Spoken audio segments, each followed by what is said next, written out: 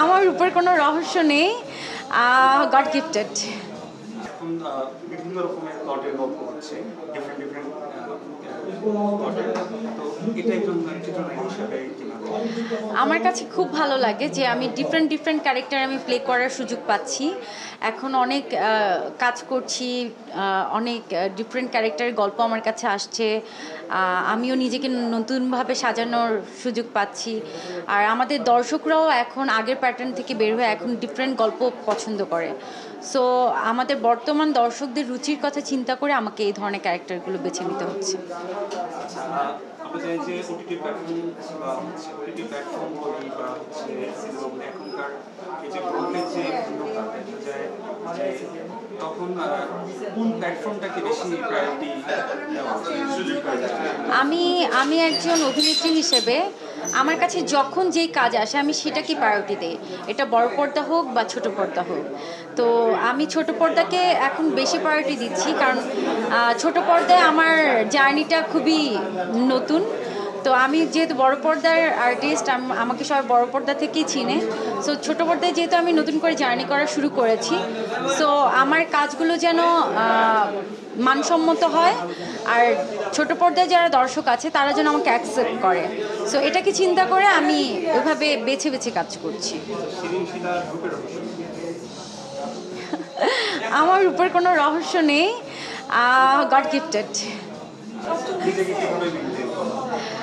নিজেকে মেনটেন করতে হয়, চাইলেই অনেক কিছু খেতে পারি না, খাওয়া দাওয়া ঘুম অনেক কিছু বেছে বেছে টাইমলি করছি, আর পাশাপাশি জিম করছি। আর যদিও যেহেতু এখন অনেক কাজ, প্রচণ্ড কাজের চাপ, সো প্রায় 1 মাস ধরে আমার জিমে যাওয়া হচ্ছে না। যখন একটু বাসায় সময় পাই ঘুমেই চলে যায়, কারণ শুটিং থাকলে সকাল 6টায় আমাকে ঘুম থেকে উঠতে হয়, আর রাত 2টা 3টা 4টা পর্যন্ত শুটিং করি। একদম শরীরের উপর প্রচণ্ড প্রেশার পড়ছে। সো চেষ্টা করছি এর মধ্যে নিজেকে মেনটেন করতে।